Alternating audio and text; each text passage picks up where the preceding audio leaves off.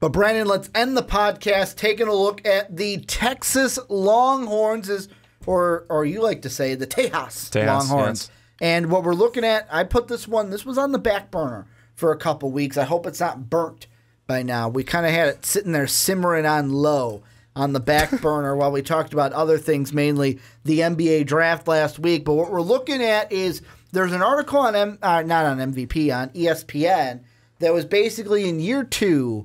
Can Tom Herman, he's focusing on ending the Texas decade of losing. And the question I wanted to ask you is, will this year, 2018, be the year for Tom Herman and the Longhorns? Because just today, there was another article that Texas is drawing interest from Vegas, to where they were originally underdogs in some of the early games. Now they're favorites against USC and against Oklahoma. So Vegas taking some interest in Texas. They're now favorites in games. Tom Herman looking to end the decade of losing. Will this be the year for Herman and the Longhorns? I think this is the year that Texas starts to turn the corner again. I do. Since playing for the title in 2009, Texas is only 5 games above 500. Mm-hmm. Only 5 games above 500. I think that's crazy. And that's with Mac Brown for a little bit, too. That's nuts. Mm-hmm. So here's one of the things, is that Tom Herman, he admits that he bought into his own hype last year. He admits that he thought it was going to be easier to turn this program around in the first year, and then he realized, oh crap, this team still has a lot of really bad things going on. A lot of parts that are still broken. 4 total losses at Houston. 4. In that first year he walked into Houston, 13 wins. won. 13 wins. Almost went to a playoff if he would have won that one game, which I believe was a loss to Navy. So here's how I kind of compare this in a way. This, to me, is similar to Jay Wright with Villanova basketball. Okay. Jay Wright with Villanova basketball, he comes in, they're doing their thing, they're doing well, then all of a sudden, they have a couple of years where they've got clunkers. They're not doing well. They had gotten off the beaten path. And he said the reason, when they finally got back to it, he said, we started playing Villanova basketball again. He said people were coming here because they wanted to be here at Villanova. We were doing things the Villanova way. We had a culture. We reinstituted the Villanova culture. And he said now people want to come here, or they don't want to come here. They either want to come here because they want to be here, part of Villanova, part of not only basketball, but what we do here as a program, as people, everything like that, or they don't want to be a part of that. And I think that that's kind of what Tom Herman's instituting here. You either want to come here, play for Texas Longhorn football, and have an expectation that we are going to be better. We're going to play hard. We're going to work hard. We're going to be motivated. But it's not going to be easy. You're going to have to work for it. You're going to be expected to bust your butt every single day. And that's how we're going to be better. And I think that that type of mentality is going to get them to turn the corner. And after reading this article too, it sounds like a lot of things have been implemented, and they do believe, they feel, the coaching staff feels that even though they thought that they may have been there last season, they felt like this year, this spring, there was a meeting where the guys finally felt like they were having fun. The guys actually admitted, we're having a good time. We're enjoying this. And I think that now that they've bought in, I think that the talent is there. The talent is there. We saw glimmers of it last season with Sam Ehlinger. He came in and he played pretty well in some of the bigger games. He also had his moments of being a first-year quarterback, but I think that he had a lot of really good glimmers of hope what Texas football can be once again. That is half of the battle. You know what the other half of the battle is? Who you're going up against. And the thing I look at and why I think that the Texas Longhorns could be in a prime position to do well this year, look at their losses last year. Except for the Maryland loss, look at the main losses last year. USC, Oklahoma, Oklahoma State, Texas Tech, TCU. What do all of those teams have in common? They have one thing in common. Do you know what they all have in common? They all are not returning their quarterback from last USC, year. Oklahoma. Sam Darnold, no longer there. Baker Mayfield, no longer there. Mason Rudolph, no longer there. Kenny Hill, no longer there. Nick Semenek, no longer there. So to me, your half of it is true. Internally, we got to play up to what Texas football is. But I look at it, and of course, guys can step up for other teams, but Sam Darnold's not going to be there. Oh, wait, and that USC game is in Austin this year, so put Texas as the favorite. Then you also have TCU. Oh, you don't have Kenny Hill? Oh, and you're coming to our house. I'll take Texas in that game right now, too. The Oklahoma one, neutral site, but no Baker Mayfield to me returning my quarterback. That could be a swing slightly into my favor. Then you also have Oklahoma State. Yeah, it's on the road. Texas Tech, it's on the road. Those will be tougher. To me, the tough games this year come Maryland. What are you going to do? Because last year was 51 points. First game. The first game with Maryland was not good, but that was Tom Herman's first game. We weren't really, unless you were myself, weren't expecting huge things from Tom Herman. We weren't expecting 51 points in that game being scored by Maryland, but it kind of set the table of, okay, what do we need to work on? And after that, I just want to jump in really quick, is that after that, Todd Orlando's defense actually was probably one of the most efficient defenses for the rest of the season. So they did get better in that front. But this year, we don't want to see that again because, all right, we've seen a year with you. We have a little bit more concrete expectations. To me, the big matchup for them comes November 17th. What are you going to do against a Iowa State team extending their coach from last year, Coach Campbell, and that team who they knocked off Oklahoma last year? They played some of the big competition tough. They're a team that I'm looking to make a step this year. And for me, I feel like Oklahoma, the story with them will be what does Lincoln Riley do without Baker Mayfield? How does that team perform without Baker Mayfield? Oklahoma State, Coach Gundy always has someone step up, but when you lose your main wide receiver, and well, they lost two big wide receivers to the NFL, as well as Mason Rudolph, how is that offense going to do? Are they going to have the same guys being able to step up? TCU will be interesting. They're a well-coached bunch, but like I said, if you have questions at quarterback, I get nervous because that is the most important position. And for Tom Herman's group, they don't have that question at quarterback. They know it's going to be Shane, and that is he a guy that's going to be Sam Darnold level, Baker Mayfield level? Go ahead. They don't. Okay. They don't. It's Sam Ellinger and Shane Buechele. It's a battle. Okay. It's a battle. I'm saying I think that Buechele wins that battle. Maybe I'm getting a little ahead of myself. And I think you might be. I think a lot of people actually believe it to be Sam Ellinger because of what he did. It was going to be Sam Ellinger's kind of deal, except he got injured last year. He had, I think, the concussion. He was out with that, and then Buechele came in. And we've seen good things from both guys. We've also seen mistakes, and that's why this quarterback competition is going to happen. We're going to see what happens over the summer. I think Ellinger has the leg up, but we'll see what happens. Either way, any of those guys starting, I think it's better situations than any of the teams I listed. And what's nice for Texas, too, is that they've got Trey Watson most likely at the running back spot. They return most of their wide receivers. They return a good portion of their offensive linemen. They're in a better spot, I think, than some of these other teams that we're going to be talking about in the Big 12.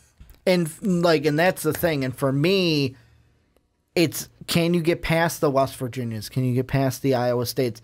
Maryland's going to be a big one. They shocked you last year. I don't think anyone expected Maryland to be that good off the bat last year.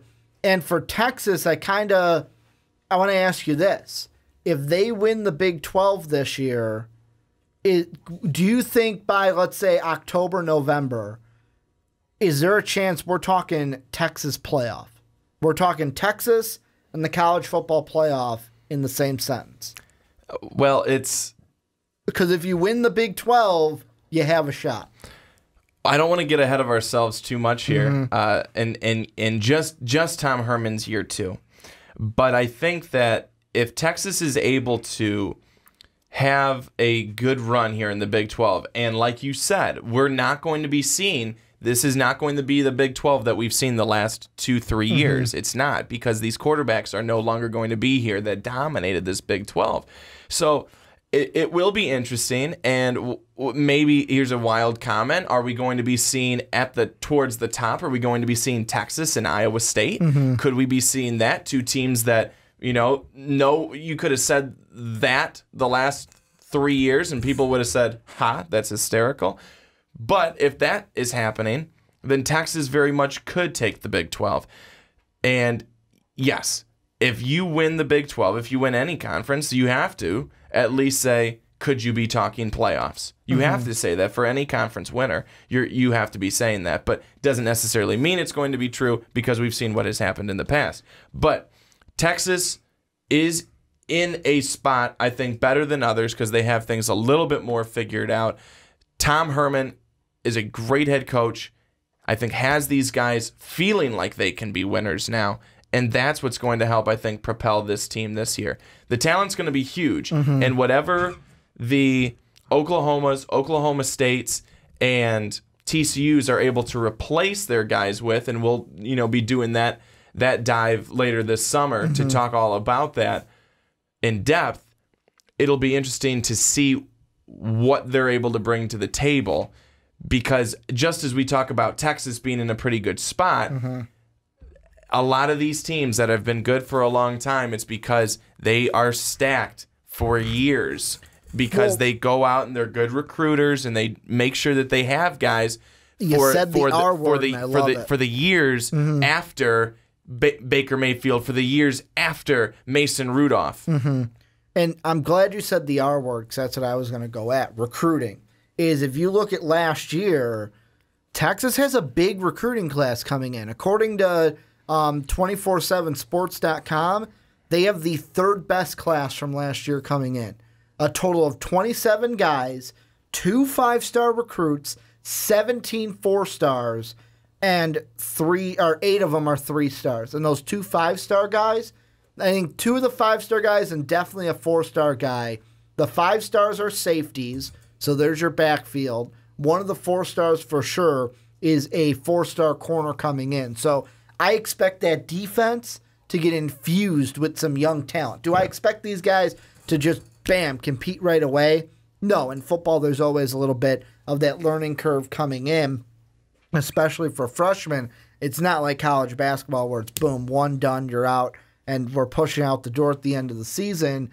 But with them having, they had the 3rd best class. The only 2 that had better classes than them is Ohio State, who had 24-star recruits, 3 5-stars, and then there was no way that Georgia was going to get topped as the number 1. They had, out of the 26 kids coming in, 15 of them were 4-stars, 7 5-star recruits. So there's no way they were going to be kind of upended as that top spot.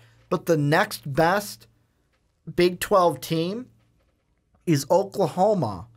Do you want to take a guess at what number nationally Oklahoma was at? I'll give you a hint. It's still in the top 10. 9. They were 9th. USC was 4, Penn State was 5, Alabama 6, Clemson 7, Miami 8, Oklahoma 9. To me, 3 to 9, that's a huge gap. I'm getting 2 5-stars, you get 1 5-star. I'm getting 17 4-stars, you're only getting 12. But you got 1 3-star more than me. They got 9, Texas had 8. I think that this recruiting class is going to be big, not just this year, but even if they don't, let's say, make the playoff this year. Let's say a team like, let me look at their schedule. Let's say in Oklahoma upends them, because I know Oklahoma fans that are watching this to kind of keep up on their opponent, they're going to say, well, but Ricky, you can never count anyone out in that Red River rivalry game. I'll give you that. A rivalry is a rivalry for a reason. You can never count one team out of that game. Anything is possible. So if they lose to an Oklahoma, they lose to an Oklahoma State. Hell, they even lose to an Iowa State later in the year. Just boom, upset happens any given Saturday. and they're not in the playoff picture at the end of the year, this recruiting class is just going to get better year 2. And then next year, I say by next year, either next year or the year after. I'm going to say next year for sure. At the beginning of next year, we're talking about Texas being a team we're looking for as a playoff team or as a potential playoff team. I think you're right, and I think the reason why you have to say that is because if Texas continues to get these type of recruits, and you start to see that, the guys they got last year into this year and the year after, and then everyone that they continue to bring in, you start to see that development. Before long, they're in their sophomore season doing really well with Texas, and you continue to do that, continue to get these guys, recruit them, bring them in. Tom Herman being the good coach and I think recruiter that he is, will definitely continue to have success in that area. And we talk about quarterbacks. Tom Herman is a quarterback guy. He's a quarterback guru, and this is going to be a team that I don't think it's going to take long for them to take off with the quarterback position. And whoever ends up winning the job, they are going to be very good because Tom Herman won't allow anything less. Who do you think? Do you think it's going to be Sam or do you think it'll be Shane? I think it's going to be Sam Ehlinger. Okay. I really do. Yeah, for me, for a while I thought it would have been Shane Buechele, but then Ehlinger came in and I think had a lot of good moments. Like I said, also had, you fumble at the goal line, you throw a late game interception. Things like that are going to happen when you're younger in your first year and everything like that. But I think ultimately it's going to be Ehlinger. Buechele, a lot of good things, but I think it's going to go to Sam. Yeah, I mean, to me, I feel like quarterback, to me, it doesn't matter which one they have back there. I feel like they could have either one back there, and it doesn't change the win-losses to me drastically. It's not like, oh, man, Sam Ehlinger's not in there. This is a huge loss for this team. I think the bigger thing is the offensive line. Yeah. And, like, for me, I don't know if you mentioned it earlier, they brought in a new offensive line coach from Auburn, Herb Hand. So the big thing is, I'm not quite sure. It's like I'm not on the side of like, oh man, this is the thing that like this is going to bring it over the edge, having Herb Hand here.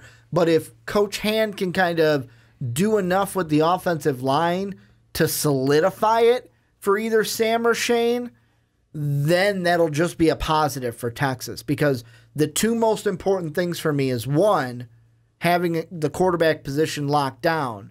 Number two, I want that offensive line knocked down. Because what I want to do, well, not knock down, because I want them to block, but I want to have it locked in. Because it's kind of like I think the NFL with the Indianapolis Colts. I can have Andrew Luck all I want, but if I don't have good guys blocking for him, boom, he's injured.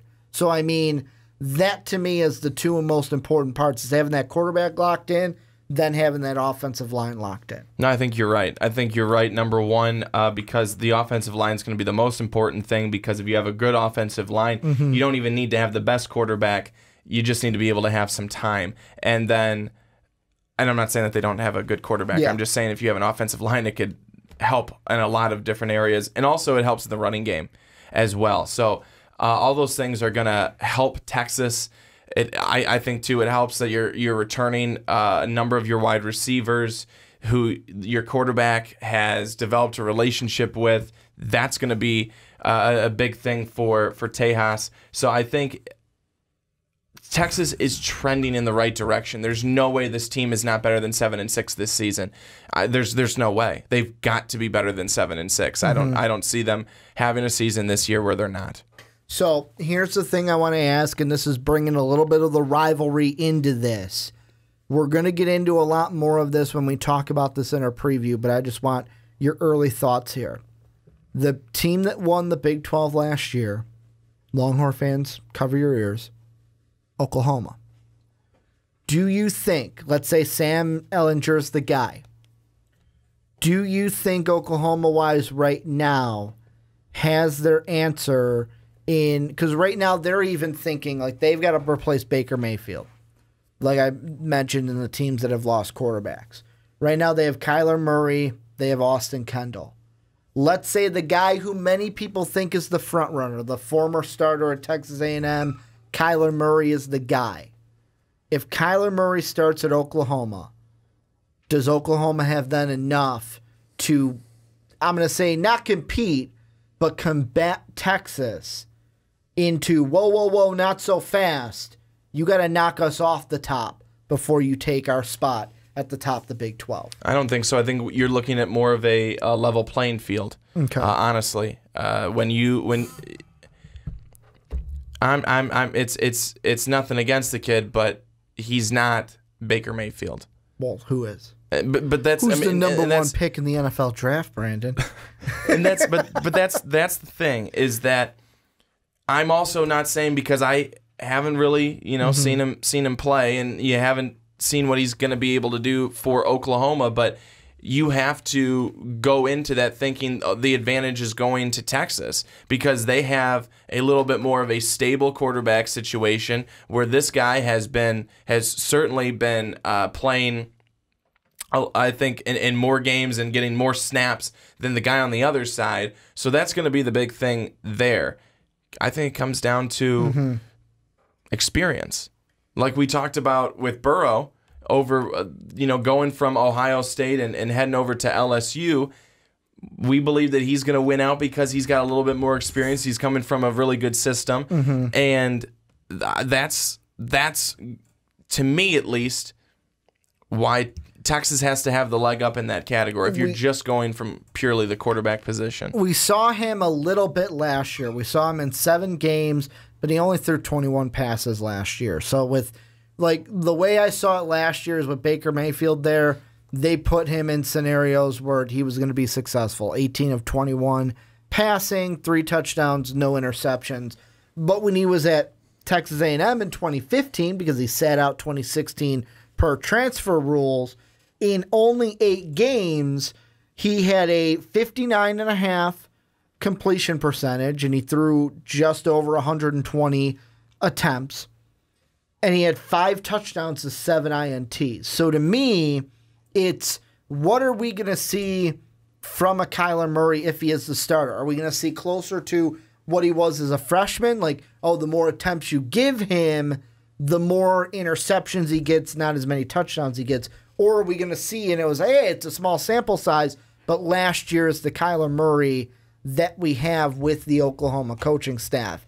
And for me, any of these teams that lost a quarterback, Oklahoma State, Oklahoma, Texas Tech, TCU, if they want to compete with Texas, they've got to find out who that guy is, and they got to find that guy fast and get him prepped to play Texas, because if you don't have that quarterback position solidified, Texas is going to roll over you. Well, maybe not roll, but they'll beat you by 2 scores if you don't have that quarterback solidified. Yeah, that's to me, that's the biggest thing right now. And that's why Texas has the leg up, because they have 2 guys, and they have 2 guys that have a lot more time and a lot more reps and a lot more experience than a lot more, I would say, valuable experience, because you're not just going in for over 120 attempts. You're not just going in for a couple of games where you throw the ball 21 times. You're playing these games. You're the starter. You're the guy, and you're facing some real situations. And I think that was really good last year for Ehlinger, where he, in the game against USC, yes, they end up losing that game, but I think that they came back and they did they did a good job of staying in that game, keeping it close. There were a number of games where I think that they kept it close and they made it exciting. And that was due in part to what Ehlinger was able to do for them. And I know this is a Texas segment, but because I brought up Kyler Murray, the big question that could sway that Red River rivalry game too is, I'm looking at an article right now. Guess how high he has just gotten on the MLB draft rankings. He is now 21st overall on the Fangraphs board for that. And I think it's Keith Law at ESPN said if he'll commit to baseball full time, there's a potential above average everyday center fielder for a team with some patience. And then Kyle Peterson, who's another college baseball analyst, said from a scout standpoint, when you look at Kyler Murphy, you see potential and a ton of it. The power potential is there. You can't teach power. You can't teach speed, blah, blah, blah, blah. The point is, if Kyler Murray gets drafted in the MLB, chooses the baseball route, that then affects how the Oklahoma-Texas game plays forth. So then there's that, a little bit of just another layer onto what can happen with Texas opponents. Any final thoughts before we wrap up this podcast? I was just going to say to that point, too, even if he doesn't go the baseball route and he keeps the football route, are you fully invested in football? Exactly. Or are you still thinking baseball? Whereas the knock against one Jared Goff, are you fully invested in football here, Jared? You sure you want to play? And, I mean, he ended up coming out and basically telling everyone to go F off because, yeah, he does. He's invested. But I think that's an interesting point you bring up. But let's be completely honest. If I'm Kyler Murray, there's a good chance he plays this year because even if I'm drafted in the draft this year, spring training ain't till March. Season ends in January. So, I mean, I can play the football season, and as soon as I'm done with football, all right, I was drafted, I'm going to the MLB. Yeah. Unless there's some stipulation to where he can't. But, I mean, I don't see why unless after you're drafted, you then have to choose I'm a baseball player and adios. I'm no longer a college student. You can't go there unless there's rules against that. But an MLB person would have to tell me that. But this is where you guys come in. Let us know what you think about the Texas Longhorns and Tom Herman. Will the 2018 season be their year and be the year that Tom Herman turns everything around? Also, a little housekeeping here at the end of the podcast. If you want to help support us, make sure to check out patreon.com/mostvaluablepodcast. If you want to be like any of our patrons that have come on podcast, make sure to check out the $10 tier. Also, we have a store link down below in the description. That's where you're going to get your MVP t-shirt. Make sure to check out mostvaluablepodcast.com. That's where you get everything for MVP each and every day. And then last but not least, go and rate the Primetime Podcast and all the MVP podcasts on iTunes and Apple Podcasts. It really means the world to us. If you go, give us that 5-star and then type a little something about why people should listen to the podcast. I want to thank you guys for listening either on Blog Talk services or podcast services, Blog Talk Radio and podcast services around the world. And thank you guys for watching on YouTube. But as always, have a good day, everybody.